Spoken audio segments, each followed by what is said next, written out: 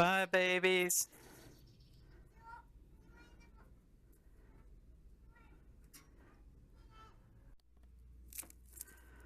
So, this is the package that came from Las Vegas, which was shipped in a standard FedEx ground hazmat box, which entails it being wrapped up in bubble wrap, and then this padding, I guess, on the end. It's kind of strange, it's metal, or they used aluminum on the outside. On the inside, they have this tape, which kind of missed target, which is okay. So the batteries come in 2 packs inside of each one of these, multiple cells. So if I were to read across the entire pack, which I'll do, it should read right at 7.6 volts. So positive, negative.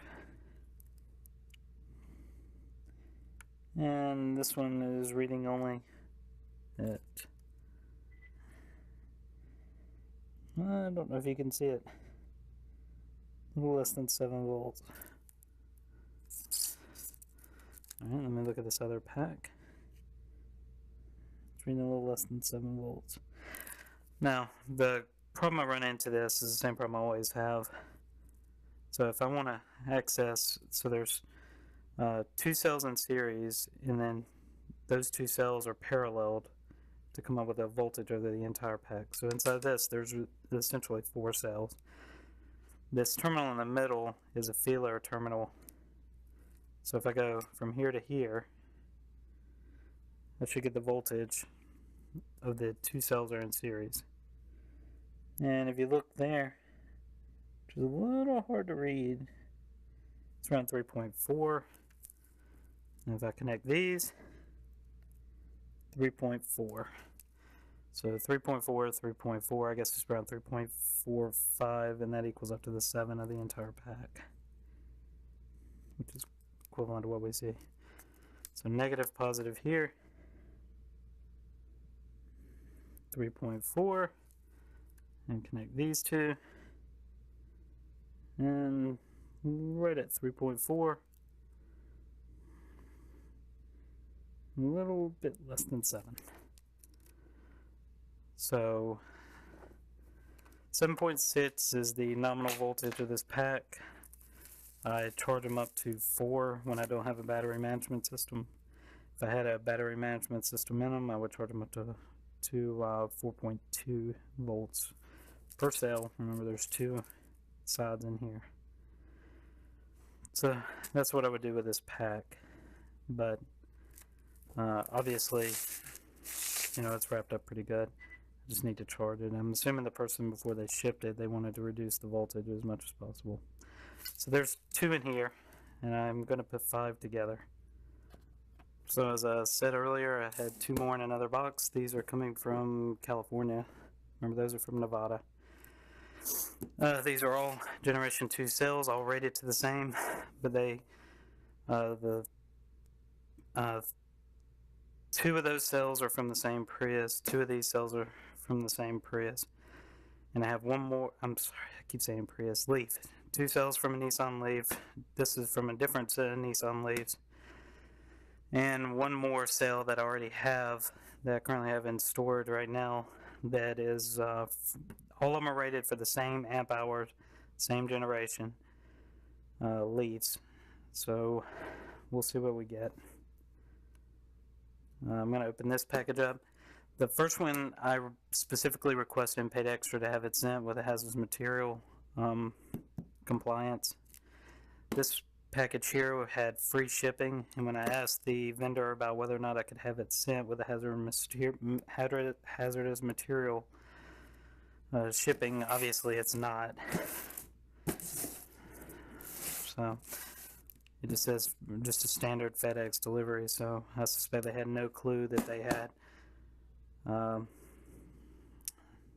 guess, 50 amp hours at 12 volts, more like 15 volts, more like 16. So we'll see what we get inside this package.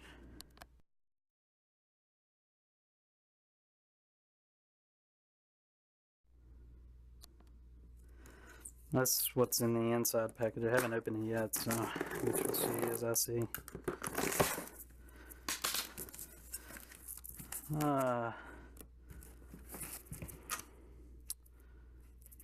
That's some pretty good stuff there. The cells are just kind of tossed in. Oh my goodness. Alright. So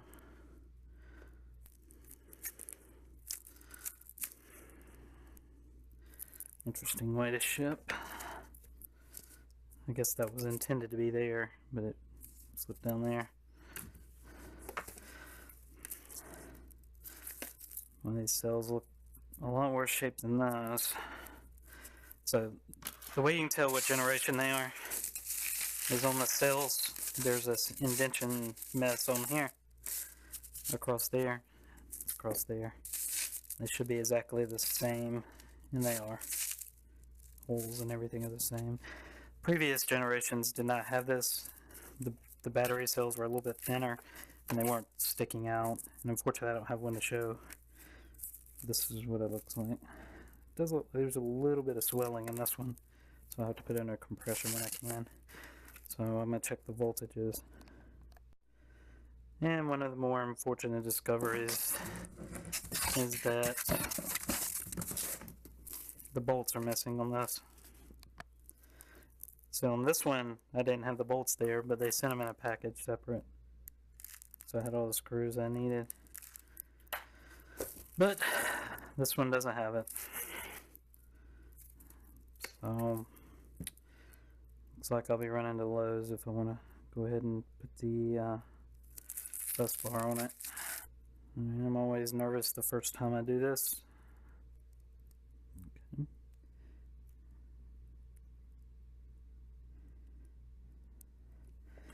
I don't know if you can see it on the camera because the camera is not that great. But I'll connect those. A little less than 7.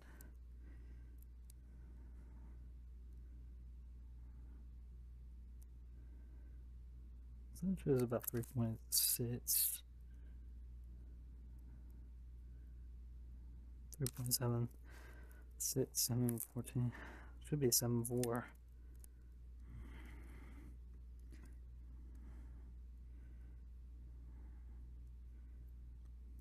It's interesting, showing a little bit less than what I would have expected. Alright, so 0931. I'll remember that one because it's labeled separately. And let's see what they did on this one.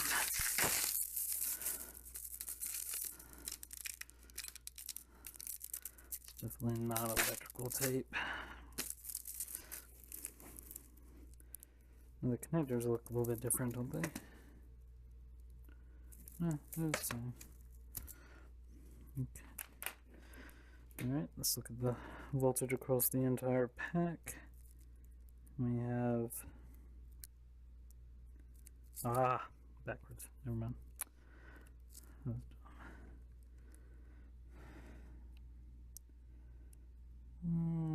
Yeah, it's showing like 6.8.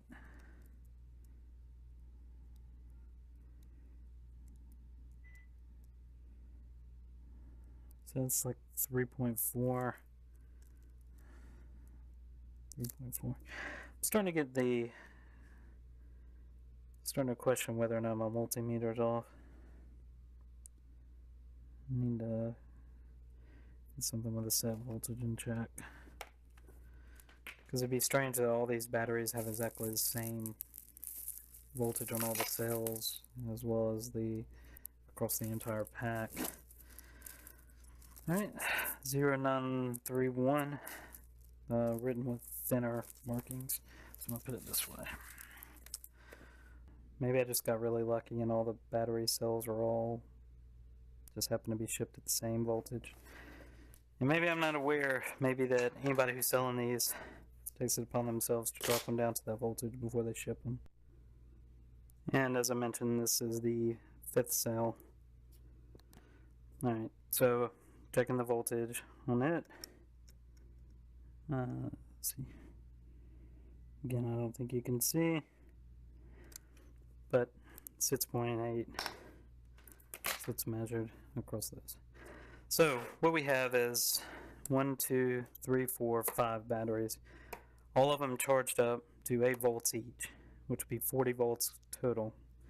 The golf cart is a 36 volt golf cart, but it takes a nominal 38 volts for the lead acids that are currently in it.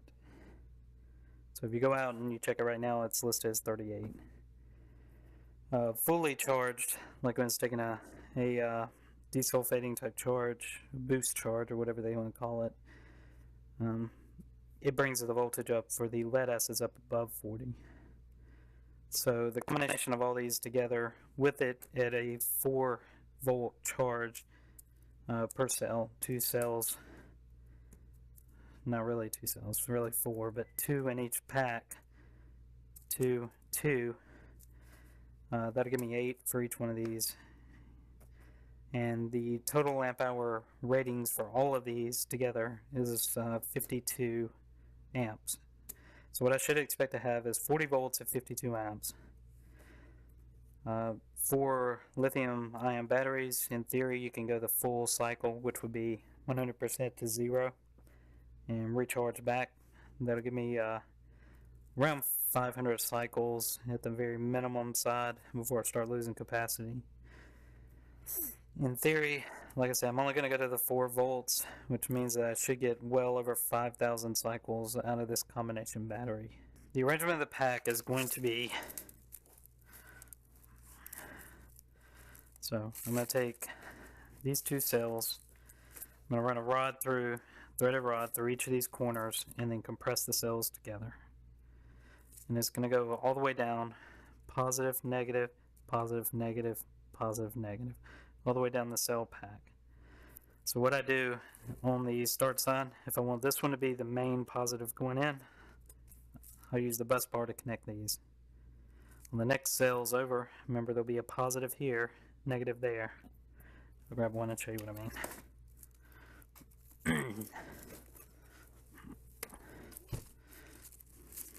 They'll be compressed like this. So I have a bus bar across here, a bus bar across here. And then the next cell that comes over, I'll have a bus bar here. And then the next cell here, and then that'll be my full pack completely compressed together. Now, they require compression on these batteries to keep them from bulging. You can kind of see these rivets down here are kind of loose from where they were disassembled from the Nissan Leaf that they were in.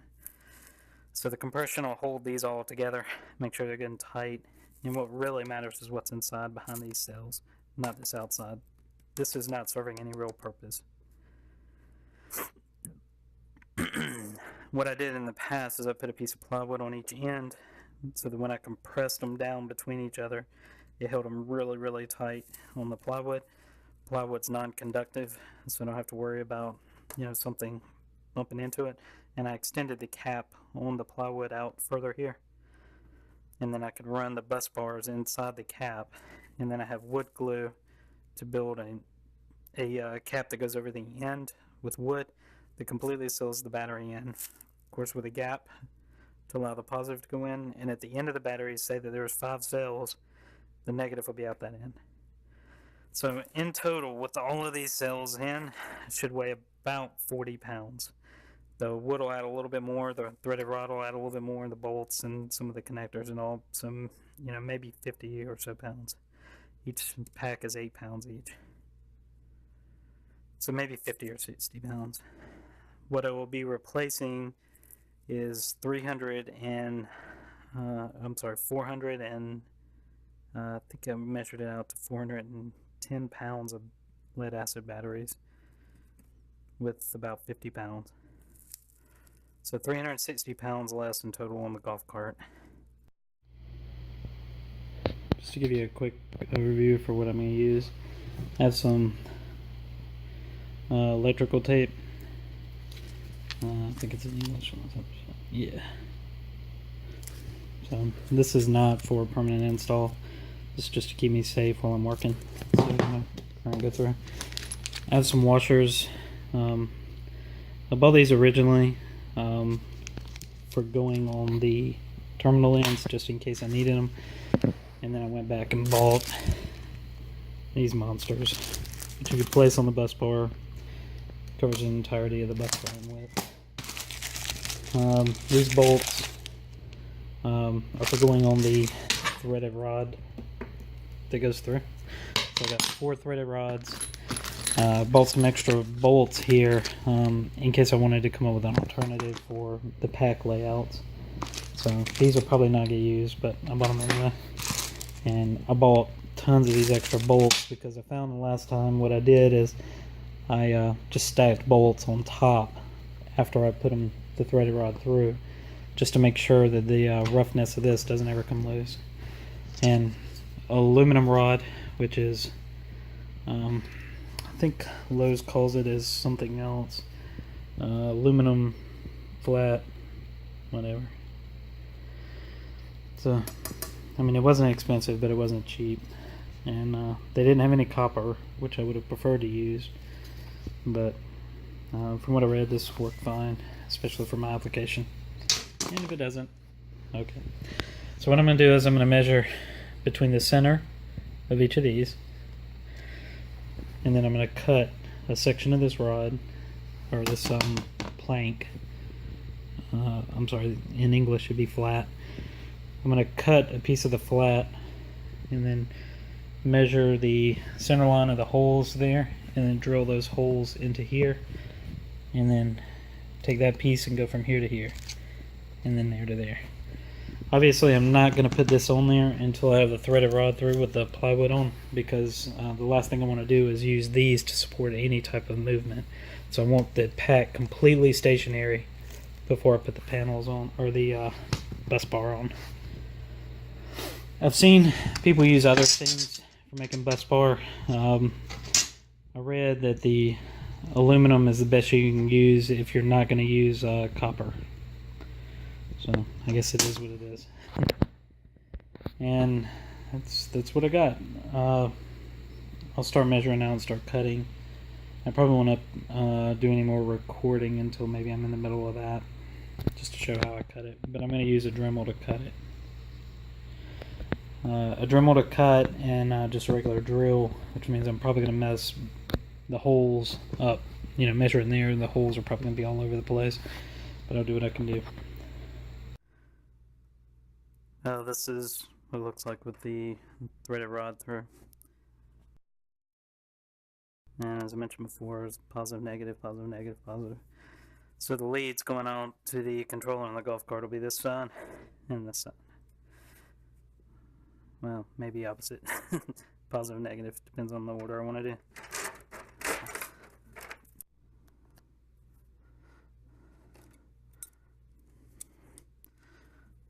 So I'm tightening the bolts down on each side, trying to get roughly the same thread lengths on each end.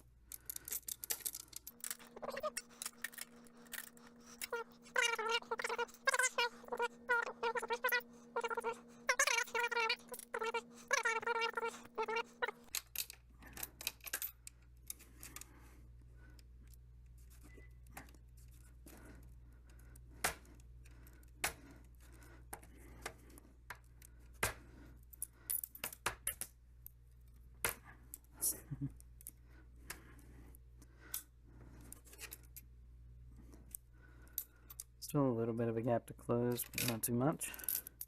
So this is it. This is the assembled back. So my original assessment that there was some bulging, I think that's correct. On the plywood I can kind of see a little bit of bulging in the middle. Not that necessarily means anything at this point. Just something to keep an eye on. And my cells are lined up. So now all I need to do is start measuring and cutting the aluminum. So I need 1 here, 2, 3, 4. So I need 4 pieces. I need to make sure there's no chance that they could arc between them. So it needs to be very tight on the width, the length.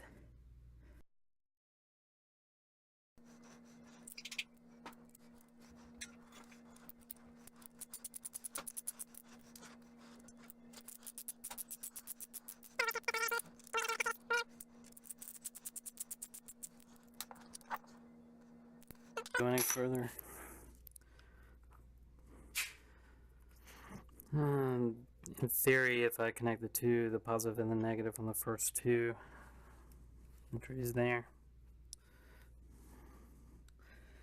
it should have 14.8.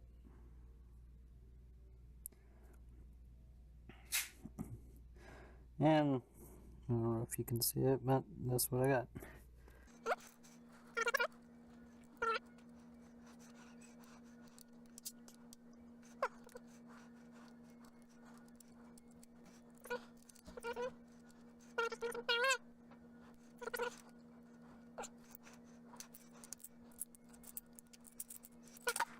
So we have 14 plus we'll add another 7, 14.8. So 22.2. Oop. Red.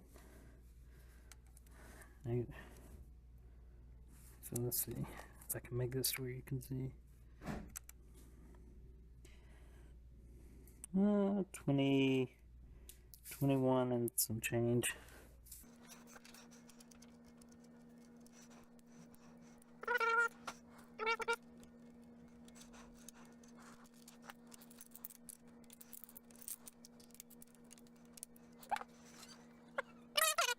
Yeah.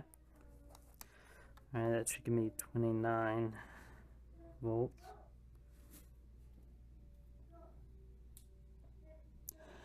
Not quite. So as earlier I was saying that I wasn't very trusting of my multimeter. So I decided to run out and get another one.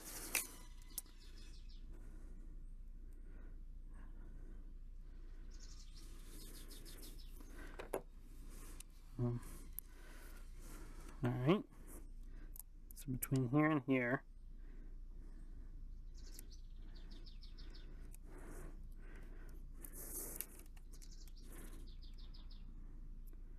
.9 volts.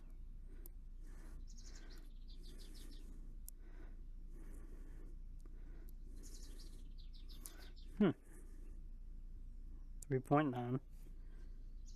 Oh, I guess you can see that. I don't know. Maybe the other one was right. So that'd be negative. What? 3.9. 3.9. Okay.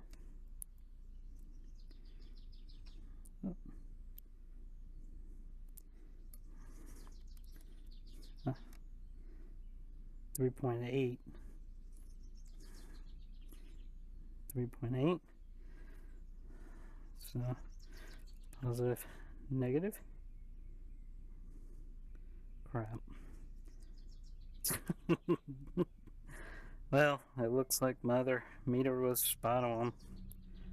I thought that no way I could possibly get them all to equal 3.8.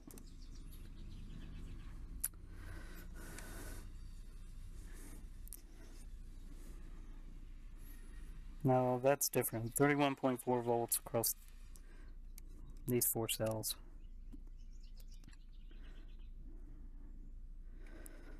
And this last one is the one I didn't have any bolts for. But I went to Walmart, they didn't have them, Lowe's didn't have them. The identifier on the screw says 7. 7 on all of them. But if I look online, it tells me it's a 6mm screw. So why would there be a 7 on there? So I measured it, and I still don't know the answer to it. The spec for it does call for a sit, so I did find an M-sit, so I'll try that. So to be expected, none of those screws I bought. A big collection there, none of them would fit the right size. So I'm not really surprised.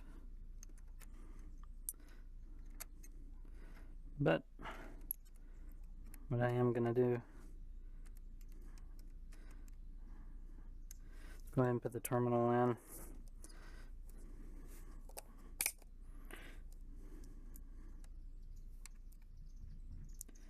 And 39 volts. So this is not acceptable. I have to replace that.